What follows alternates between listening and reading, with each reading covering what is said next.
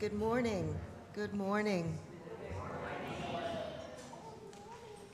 My name is Janet Kaplan, and I am a member of this congregation and your worship associate today.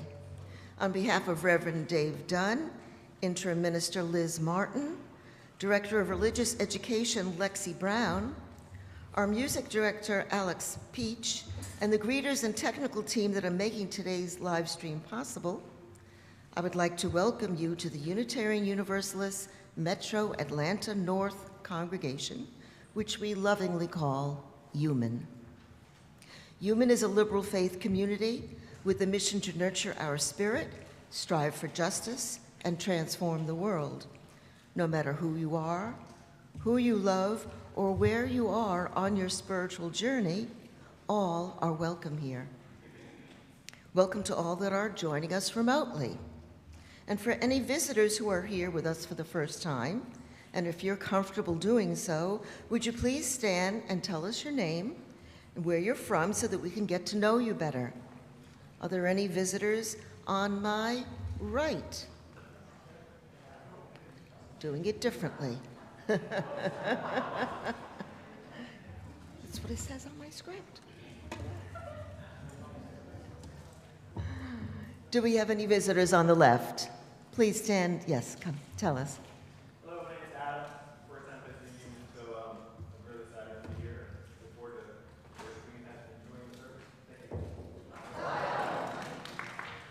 Hey everyone, my name is Xavier. I'm here with some of my kids. I've got Emily and Leo, and we used to be members down at UCA. Nice to meet you. Welcome. Did we get everyone?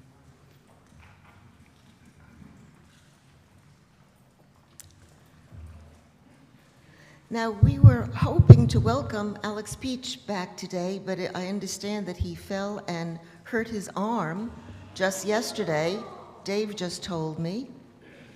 So, Richard Bamba, thank you for coming and filling in for us.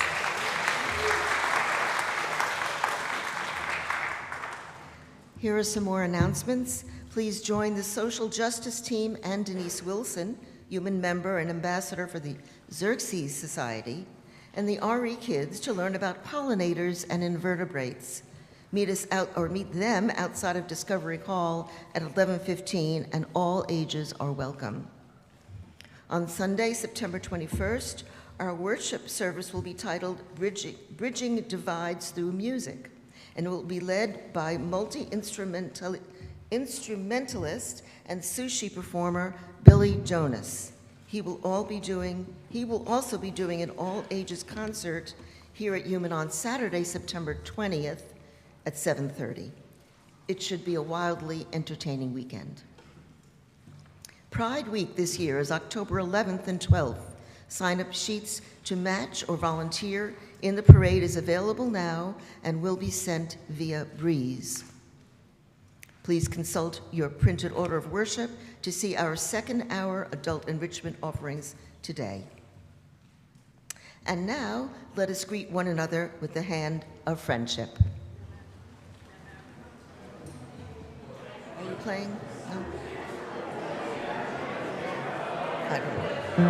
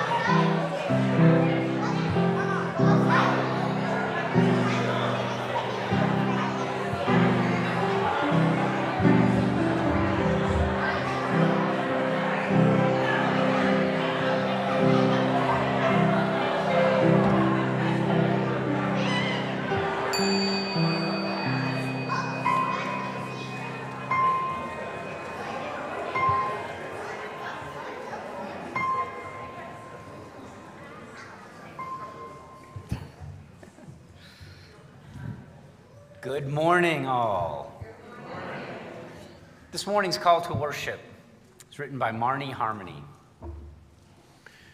We, whose journeys are always beginning, we whose mission always awaits us, we whose visions are bent on loving, we gather together here. We gather together seeking meaning, yearning to understand life in all its dimensions. We gather together with questions, the kind of questions that provoke us into a path of action. We gather with tenderness, the kind of tenderness that can only be born from knowing human capabilities as well as human imperfections. We gather wanting certainty and having none, are wakeful to the possibilities. And now let us light our chalice together.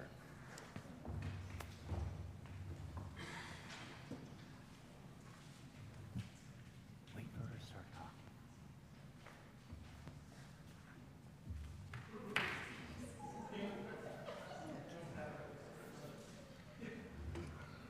The chalice we light is a symbol of our faith. It binds us together as one people.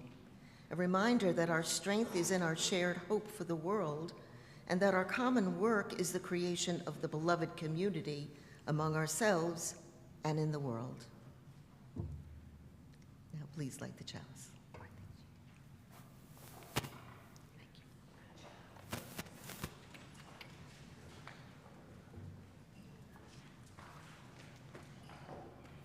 And now, as you are able, would you please stand and sing our opening hymn, number 361, in the hardback hymnal, Enter, Rejoice, and Come In.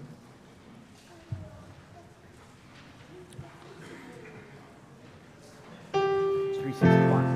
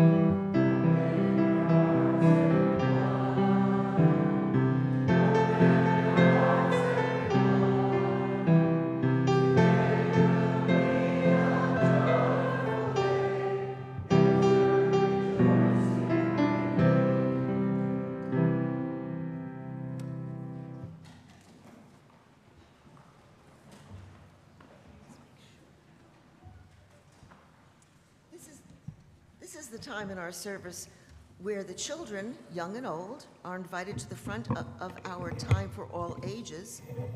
After the story, children are invited to exit into Friendship Hall for Children's Chapel for the remainder of the service.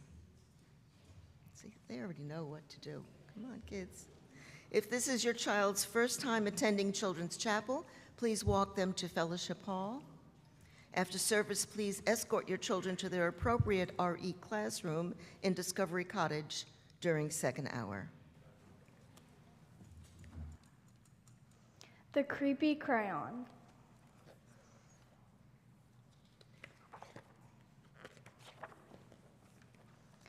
Jasper Rabbit was struggling in school. He was flunking math and he was failing spelling. The only subject he was passing was art. Jasper needed some serious help. That's when he found the crayon. It was purple, pointy, and perfect. And somehow it looked happy to see him.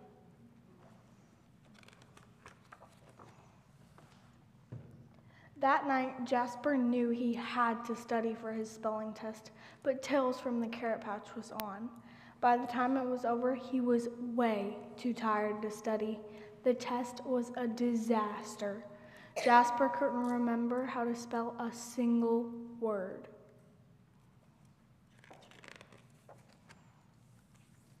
That's when he noticed something strange. Jasper picked up the crayon. Immediately, he spelled all the words correctly. When he got his test back, he got an A+ and a sticker. The crayon looked pleased. Creepy, but cool. After dinner, Jasper settled in to play Bunny Brawl 3. Math homework first, said Dad.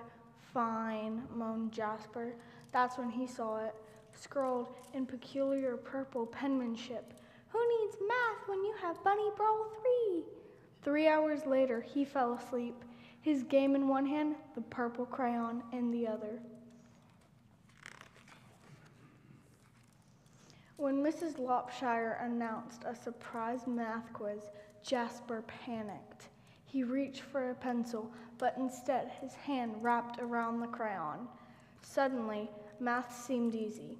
He knew when to carry the one. He knew when to borrow from the bigger numbers. It was like the crayon knew exactly what to do. After the quiz, he saw it written on his backpack. Jasper plus crayon, forever. Jasper felt a shiver go up his spine.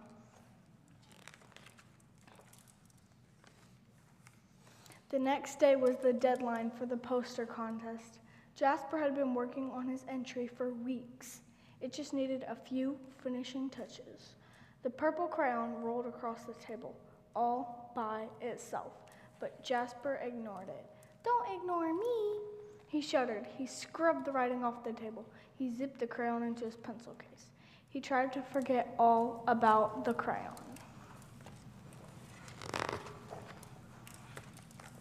But when he woke up, his precious artwork was better than ever. It was a horrifying masterpiece in purple. Prize-winning poster.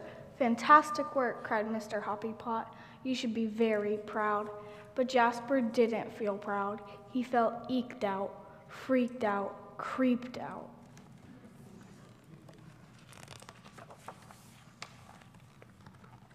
When he got home, Jasper descended into the deepest, darkest corner of his basement.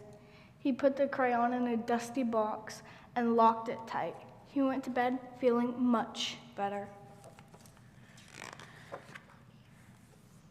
But when he woke up the next day, there on the mirror, you need me, in his pencil case, the creepy crayon. And it looked happy to see him.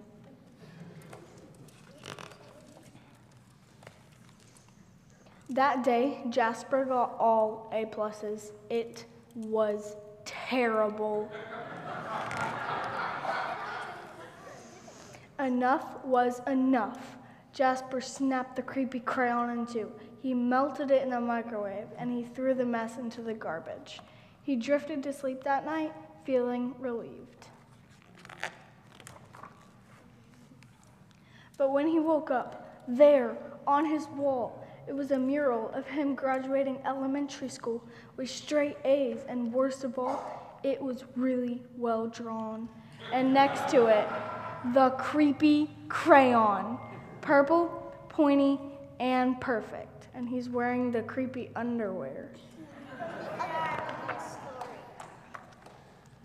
All day, no matter what Jasper did, the creepy crayon was there, looking oh so pleased, in his hand as he aced his vocabulary quiz, in his pocket as Mrs. Lopshire named Jasper most improved student, in the crowd as the school celebrated Jasper in a special assembly.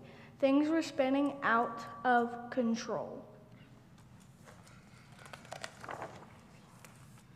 Jasper couldn't take it anymore. When he got home, he ran straight to the toilet, and he threw the crayon in. It floated there, spinning slowly. It did not look happy to see him. And then Jasper saw it, scribbled inside the bowl. Don't you dare! But Jasper dared.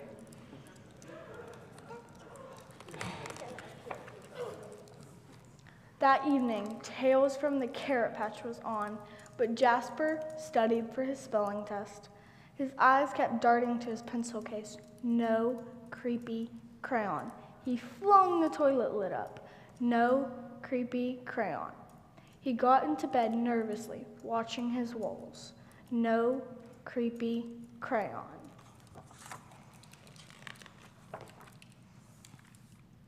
During the test, Jasper spelled ocean wrong, but he spelled courage right. He got a C+. It was glorious. It wasn't an A, but it was his. He headed home from school that day, finally feeling free.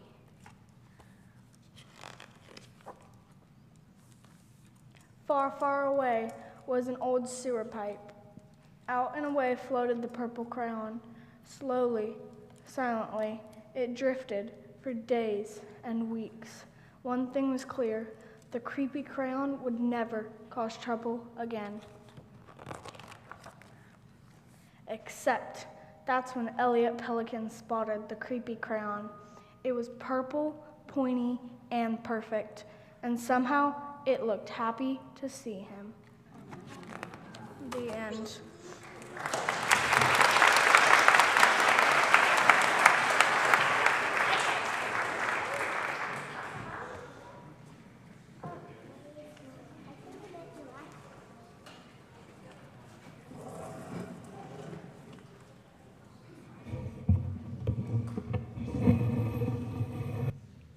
We have a musical interlude now. Love is the Doctrine. It's the insert in your order of worship.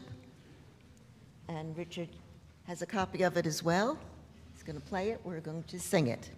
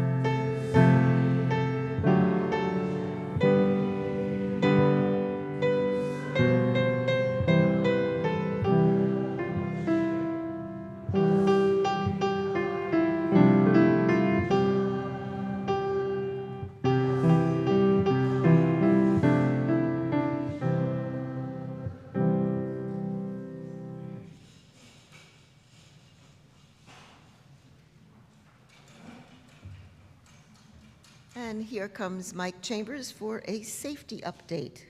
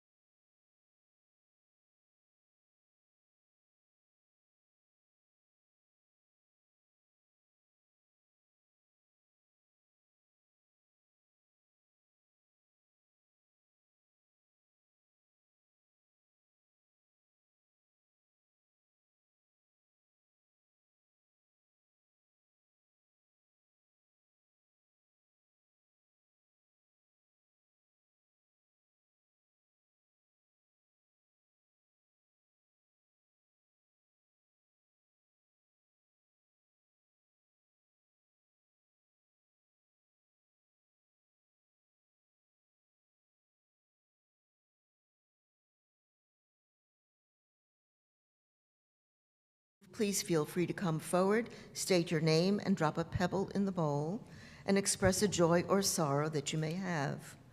For those of you attending via our live stream, if you have a joy or a sorrow that you would like to share this morning, please type it in the chat.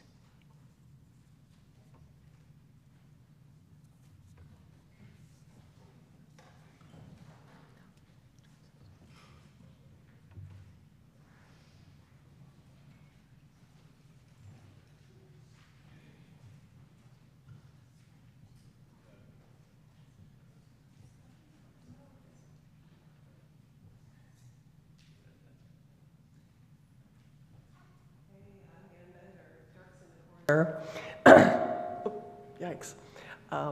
I just have a joy that, well, we have a joy that we're celebrating our 35th wedding anniversary on Tuesday.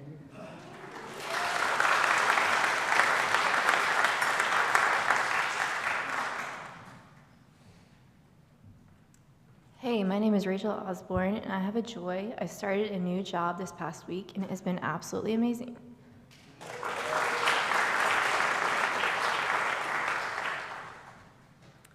Hi, I'm Denise Wilson. My family are members here. My 86-year-old mom has liver cancer, and I will be taking her tomorrow for the first part of her treatment, which is going to be radio embolization. So just please keep her in your thoughts. Thanks.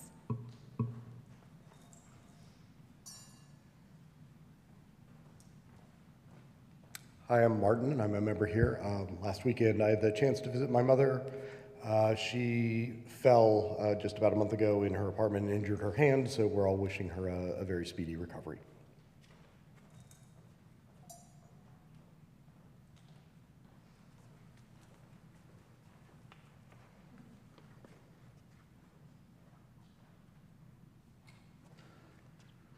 Hi, everybody. I'm Miguel, and I'm a member of this congregation and a member of the dedicated technical team. And I'm Andrea Rodriguez, a member of this congregation. So a couple weeks ago, we went on a trip to North Georgia, and we went to Michelola Falls and got engaged. This is a big pebble of joy.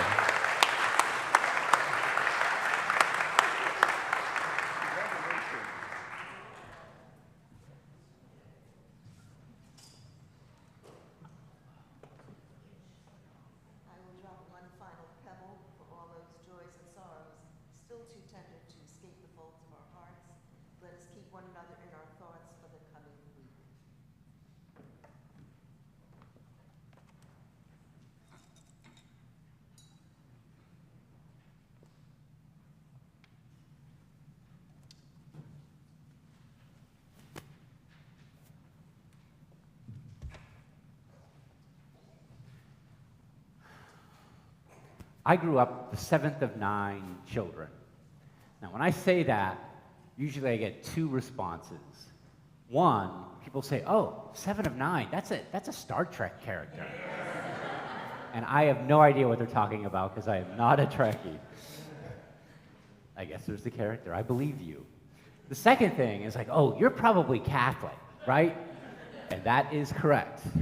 I grew up Catholic. And all of us went to church.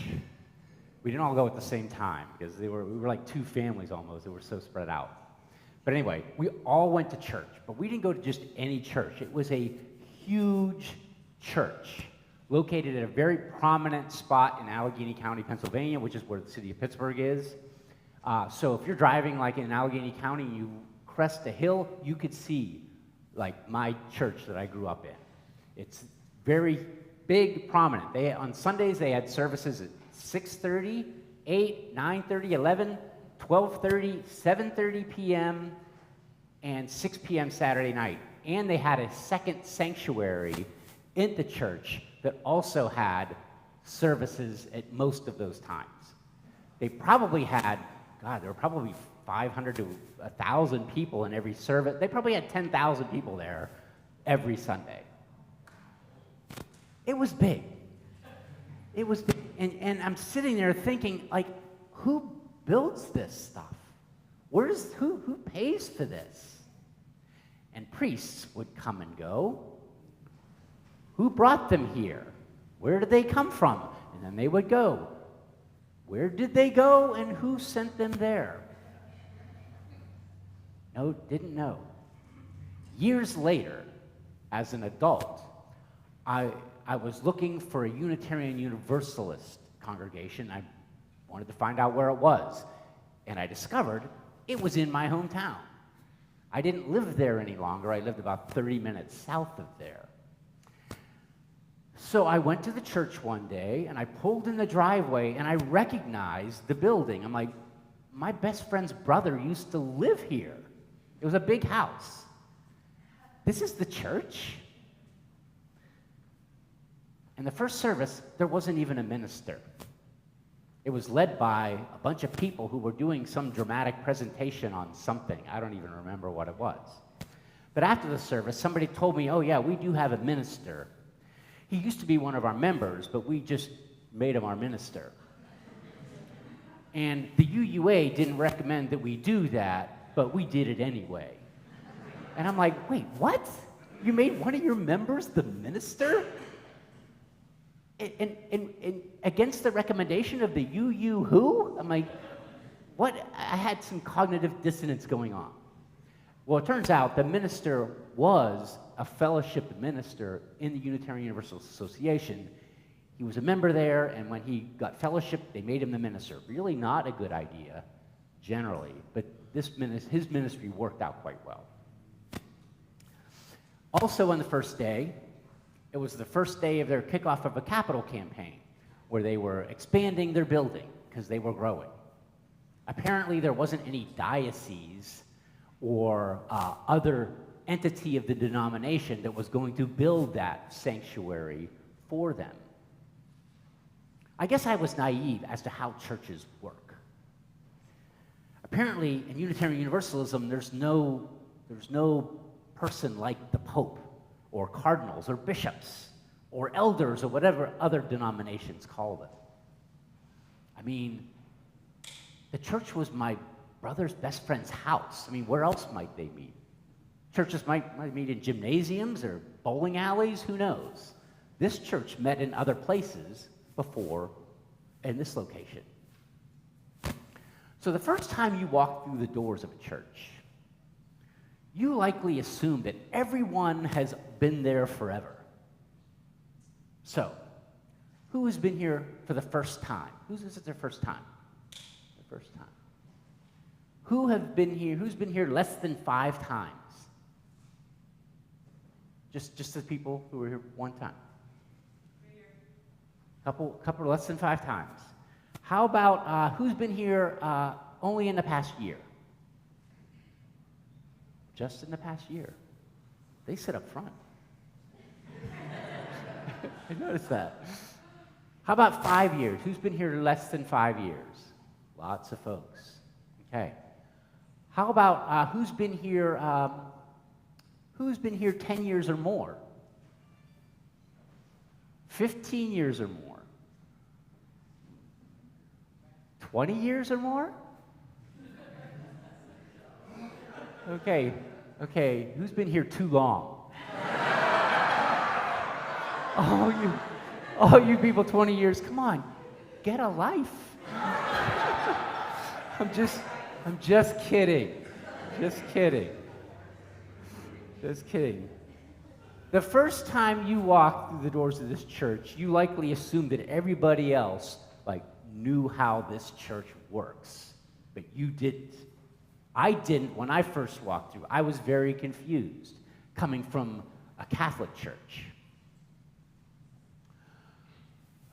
On the governance and management page of the UUA website, it says the following: the Unitarian Universalist Association is a voluntary association of autonomous, self-governing local churches and fellowships, which have freely chosen to pursue common goals together. Our polity is congregational, and it delegates from each congregation, delegates from each congregation make association decisions, business decisions, at the annual General Assembly, GA. Between GAs, We are governed by a board of trustees. That's the UUA Board of Trustees. So, the UUA bylaws state that its primary purposes are, primary purposes of the UUA, to assist its congregations, to support and train both lay and professional leaders, to foster faith formation and spiritual development, to heal historic injustices, support new congregations, and advance our values in the world. That is what the purpose of the UUA, that is what the UUA does. So we are a voluntary association of autonomous, self-governing congregations. How do you become a congregation in the Unitarian Universalist Association?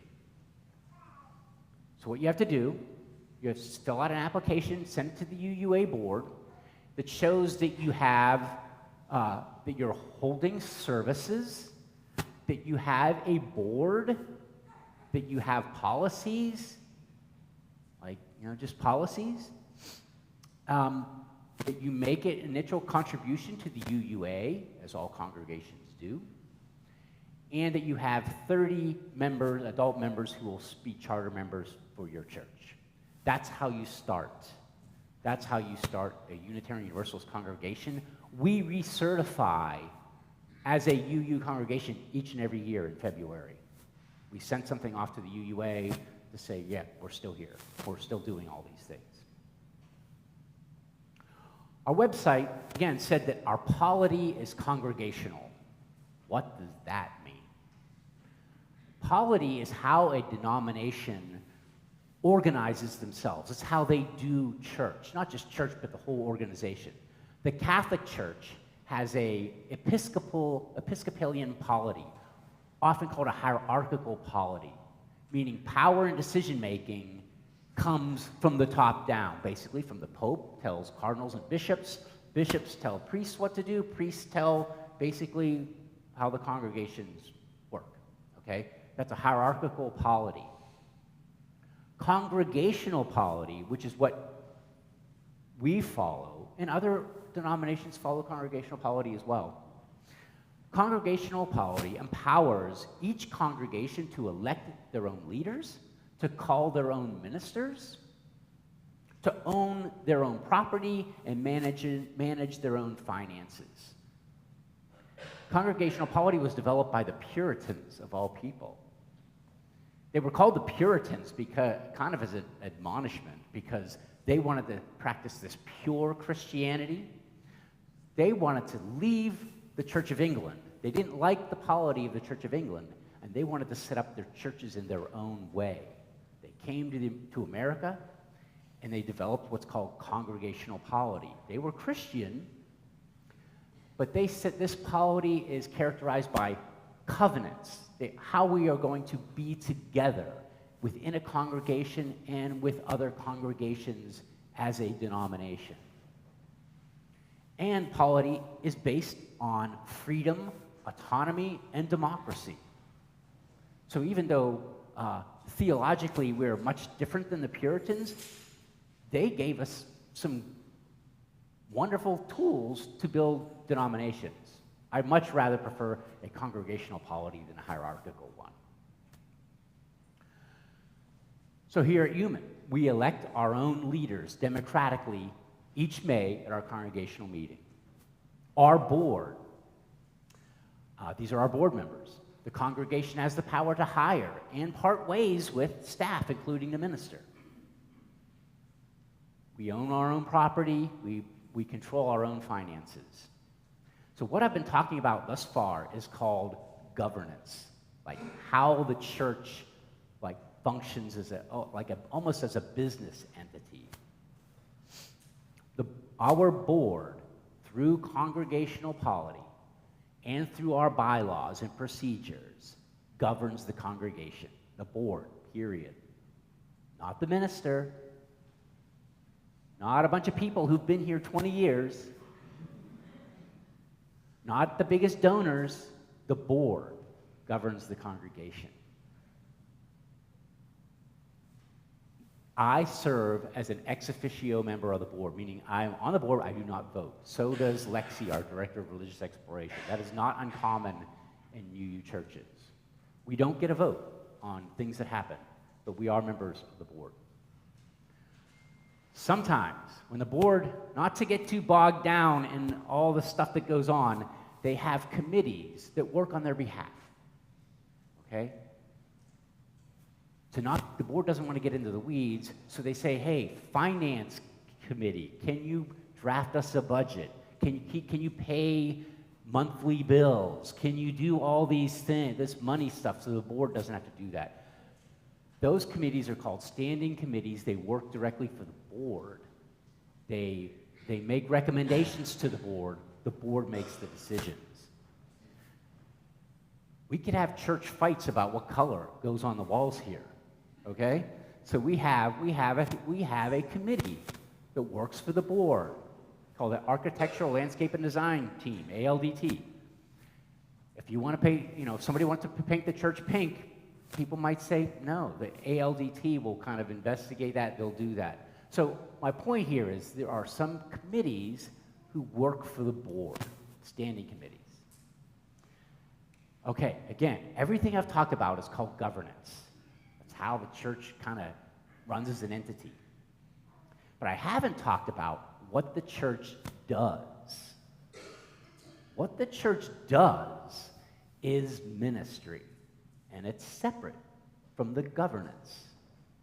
The board does the governance. Who does the ministry? Me? Actually, no. We all do ministry here. We engage in shared ministry. Our worship team, we put worship together. That's ministry. Our second hour programs, children's faith development, adult faith development, that's ministry. We partner with North Fulton Community Charities. We were there yesterday. That's ministry. We house homeless families in our church in the month of June with Family Promise. That's ministry. We're sponsoring an asylum-seeking family. That's ministry. That's what we do. That's why people really come to church. They don't come for governance. At least, I don't think most people do. But I'm going to get down to the basics here. Why do we do this? Why do we do this? Well, the answer is simple. To live our mission in the world and to hopefully realize our vision in the world. We have a mission statement. Nurture the spirit, strive for justice, transform the world. And we have a vision statement. To be a vital and visible community, bravely working towards the day when social, economic, and environmental justice is a reality. That's our mission and vision. That's why we do ministry. In case you're wondering where all that comes from, many of you haven't been here maybe all that long. In 2018, we went through a big, long, drawn-out process where the first thing we did, we got together congregation-wide and we talked about what values bring us here. What values do we most wish to embody as a congregation? And we talked about it for a long time. And after we were done talking about it for a long time, we talked about it some more for a long time. Yeah, you know how this works. And at the end of all that talking, we came down to 5 values. Well, 5.5. I'll say, because we're a UU congregation, 5.5. Love, connection, courage, justice, and wonder and awe. Wonder and awe being 5.5. But those are our 5 values. And from there, we created a congregational covenant, because we're a covenant, our polity's covenantal. A covenant with those 5 values to say how we're going to be together, how we're going to do church ministry and governance here together. And those 5 values are in that covenant. Now, there might be other covenants that other groups create here. That's what we do. but they all kind of fall under that one congregational covenant. And then from there, we had more discussions where we rewrote our mission to what it is today and vision. Where can I find this stuff? You're probably asking, where can I find all this stuff? Well, it's on all of this is on the front page of our website, okay? So if you want to know more, it's all there. So you might be thinking, I wonder if I and some similarly inspired members of this congregation could start a ministry here at UUMAN. Could I do that? Yes, absolutely. You could do that.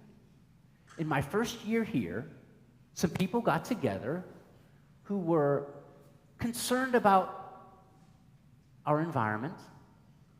They came together, they went to the board, because the board creates, sanctions all committees here officially. But these folks went to the board and they said, hey, we want to start an Earth ministry team because here's how it fulfills our mission in the world.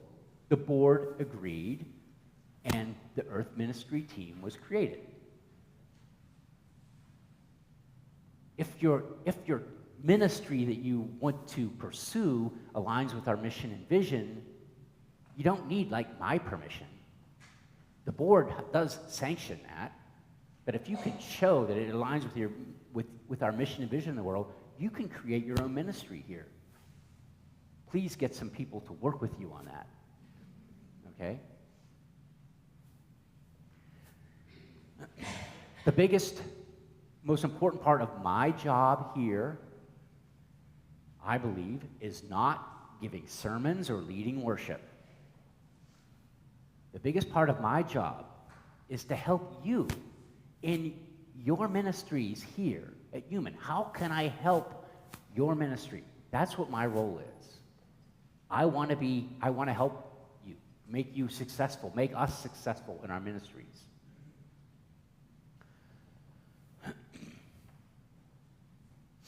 Again, our congregational polity empowers us as congregations and us as individual members of our congregations to engage in shared ministry together. Again, not the purview of only the minister. We all do this together. Unitarian Universalist writer Michael Doral writes, UUs from coast to coast have powerful yearnings for what their churches might become. For instance, you might say, I wish my church had a more significant and visible community impact. I wish my church was more willing to live more boldly in the world. I wish we accomplished greater things and affected lives. I wish we weren't so well established in the middle of the road. I yearn for a church where service is at the core rather than at the edges. I wish this church took some risks. I wish we weren't so comfortably settled in. I wish we weren't so penny pinching and gave more to the needs of the world. To be honest, regarding this list, I am so very proud of this congregation and what it has done and what it is doing. I am so proud.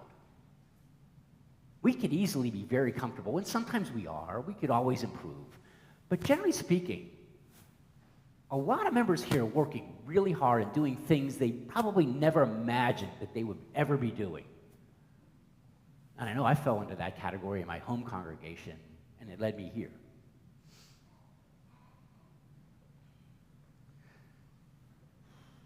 I feel very fulfilled in my job as a minister, but it started way back in Pittsburgh when I was a lay member in the congregation, doing things, again, like I said, I never imagined doing, and it changed my life. Getting involved in our shared ministry filled me in ways that I couldn't imagine. And I know it's happening to people out here who are doing it right now. Yet if you're visiting, or if you're new, relatively new, and haven't dug in yet, you know what? I'm a little bit envious of you, because the potential for transformation is just waiting for you. It's ahead of you, and it can happen to you.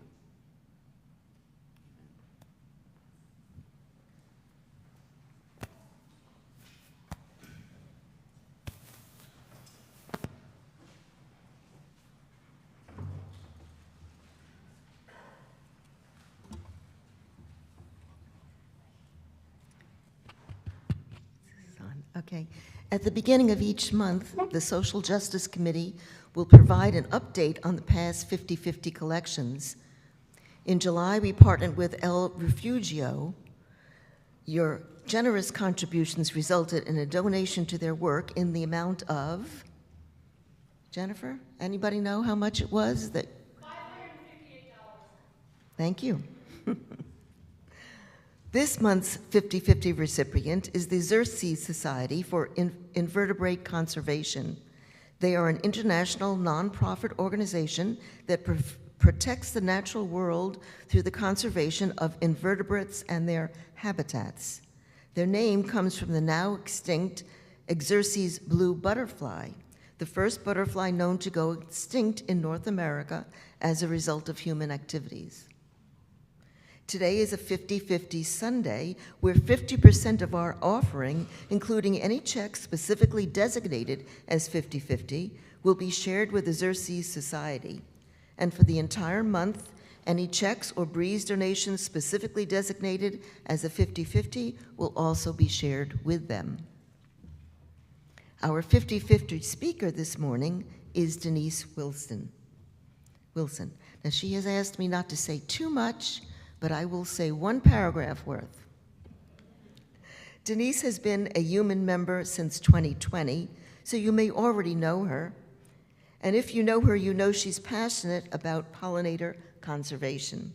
Denise joined the Xerces Society for the Invertebrate Conservation as a pollinator outreach ambassador in 2022.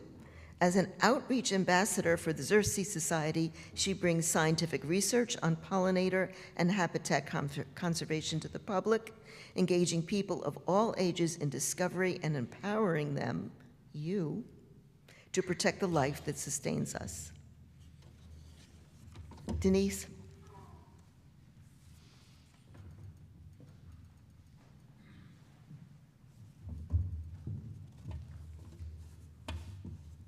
Thanks, Janet. As Janet said, I am a member here, and so it made my heart extra full to find out that Xerces had been chosen as this month's 50/50 recipient, because not only am I passionate about pollinator conservation, and as Dave said, this is something I never really imagined myself doing 20 years ago, but one thing led to another, and here I am.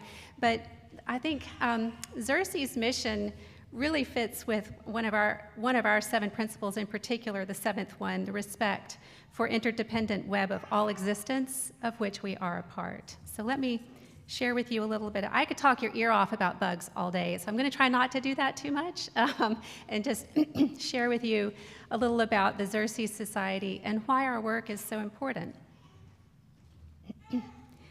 The Xerces Society for Invertebrate, and I had to prepare notes so that I wouldn't just stand up here forever and talk, so, because I am an outreach ambassador, but I'm not a fundraiser, so I tend to get really nerdy on the science stuff, so I'm going to try to keep it short, hopefully.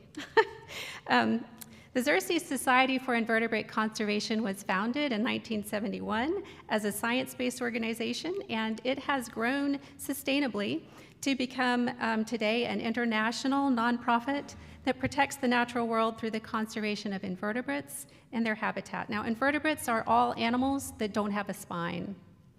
This includes obvious ones like jellyfish and octopuses, as well as insects and spiders, worms, crustaceans like shrimp, both radioactive and not radioactive, mollusks like snails and mussels. There are well over 1 million different species of invertebrates in the world, which vastly outnumbers all other species of animals on our planet. And most importantly, they form the foundation of many different ecosystems. Invertebrates are important parts of food chains. They feed both wildlife and humans. And they provide key services that we appreciate, like pollinating wildflowers and crops. They maintain water quality, and they keep pest populations under control. All of this and more is why we refer to the work of conserving invertebrates as protecting the life that sustains us. Our key program areas are pollinator conservation, endangered species conservation, and reducing pesticide use and impacts. For over 50 years, the Xerces Society has done this work holistically, performing research, producing groundbreaking publications, most of which we make available for free, advocating for policy change, providing outreach and education, and partnering with thousands of farmers and land managers to implement conservation on working lands. Now, I'm sure you know pollinators are important, but did you know that there are certain foods that we enjoy every day that we wouldn't have without pollinators? And these include things like blueberries, apples, almonds. Tomatoes and eggplants are pollinated by bumblebees mostly. And even things like coffee and sugarcane and chocolate require insect pollinators. So I would be really upset if we didn't have those. They even help with milk production because cows rely on alfalfa and clover, which are insect pollinated. Oh, and did you know, as far as insecticides go, there's no such thing as a pollinator-safe insecticide. This is true even for those that are marked as bee safe and even for those that are organic. If it harms one, it harms them all. But Xerces works to provide great information for communities, homeowners, and industrial agriculture producers on safe mosquito control and protecting pollinators through alternatives to pesticide use. Speaking of agriculture, in working to conserve pollinators in agriculture, Xerces provides resources and programs for farmers to plant hedgerows and other pollinator habitat and promote best practices. We also have the Be Better Certified campaign. It's a program for growers and suppliers. It's a rigorous certification, and there is a label that will appear on certain products to help consumers recognize, but you won't find it on just anything because it is so rigorous and it does require third-party verification, so it's very meaningful when you do see it. There are some like packaged berries I've seen with this certification.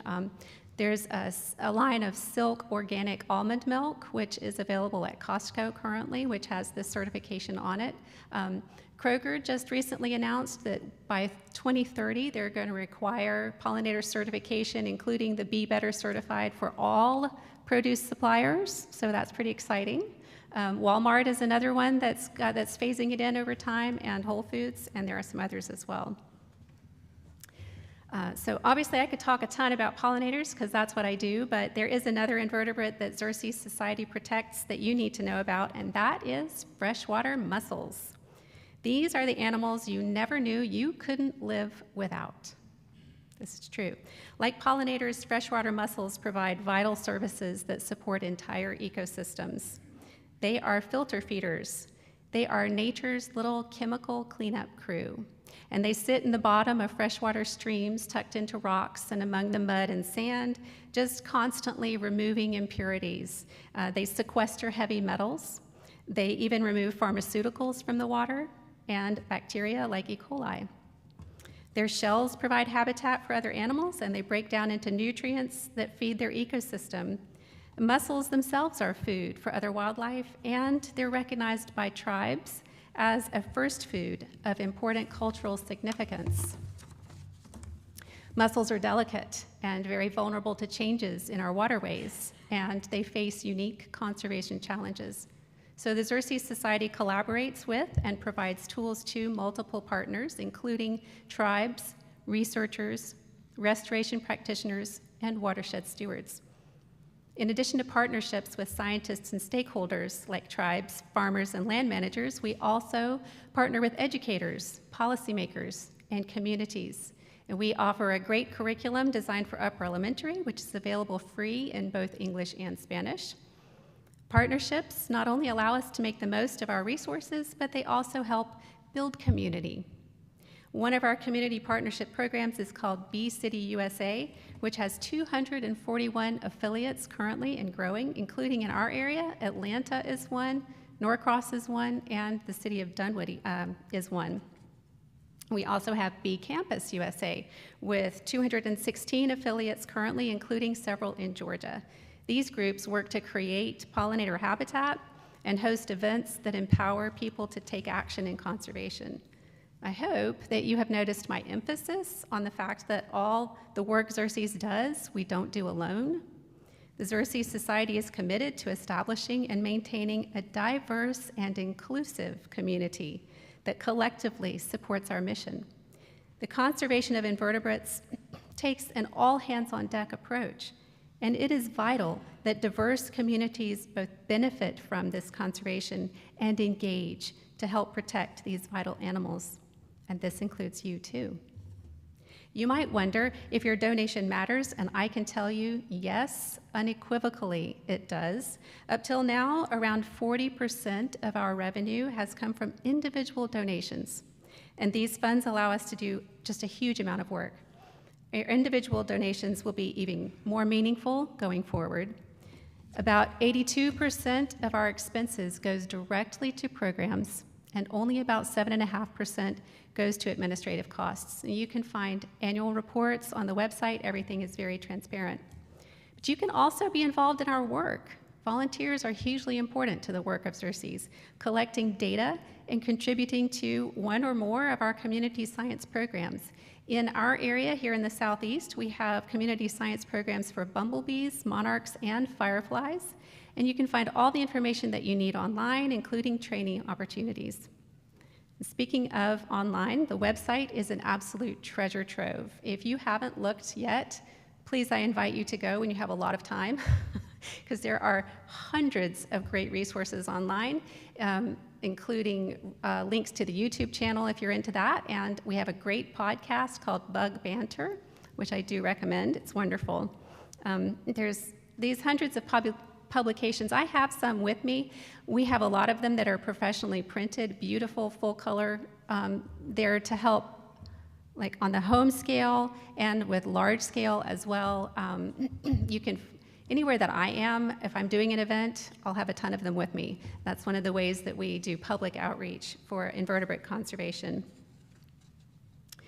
So I will be available in second hour. I understand we'll be doing some pollinator work with all ages. And I'm also available to do question and answer if you want to know about the campaign, like how do I leave the leaves or save the stems, or have questions for me about pesticide use. I'd be happy to answer them. And I do have some publications if you want to learn about native plants for our region that support pollinators. Just look for me, or really anytime. I'm happy to talk about bugs. So thank you so much for your generous donation. Really, it means a lot. It makes our work possible.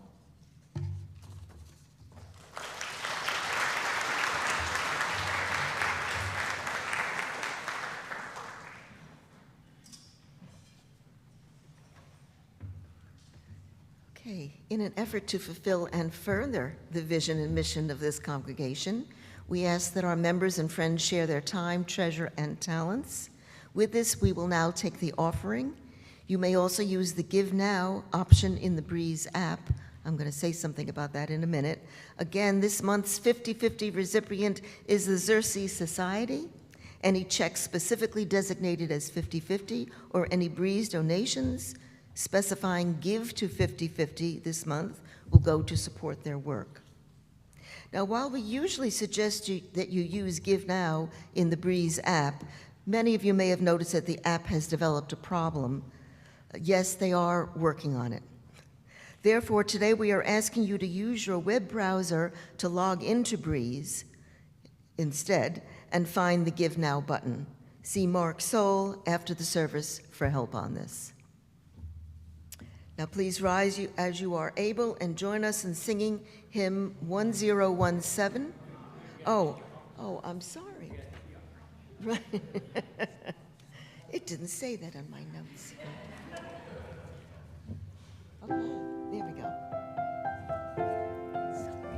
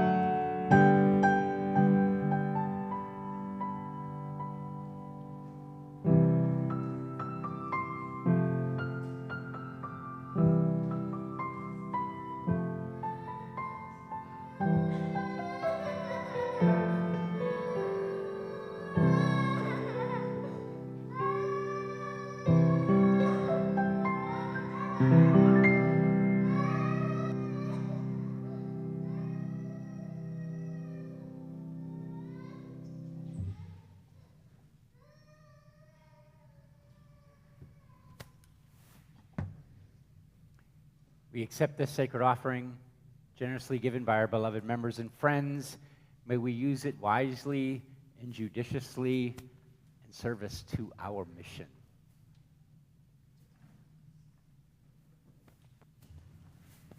And now, please rise as you are able and join us in singing hymn 1017. It's called We Are Building a New Way, and it's in your soft back hymnal.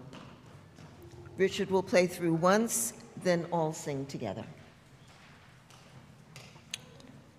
1017.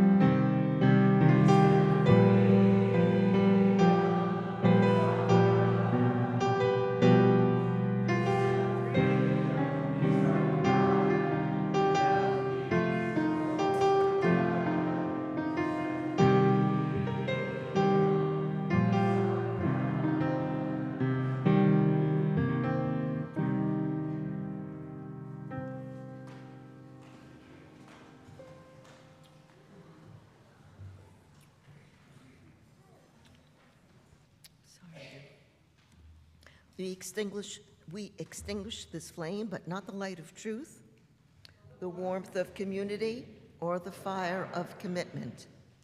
These we carry in our hearts until we are together again.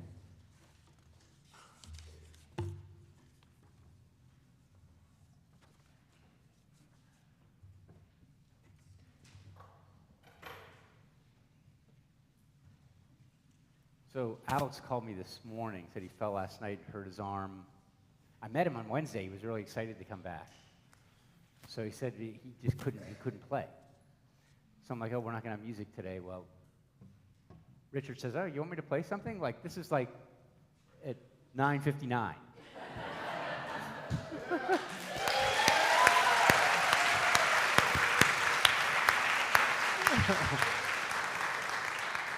Oh my gosh, that's a musician there. So, Sorry for the dissonance. sounded great. With our mission and vision as our guide, let us continue to build a new way. With engaged, shared ministry within our walls and beyond. Yes, let us continue to build a new way. Go in peace and enjoy your week.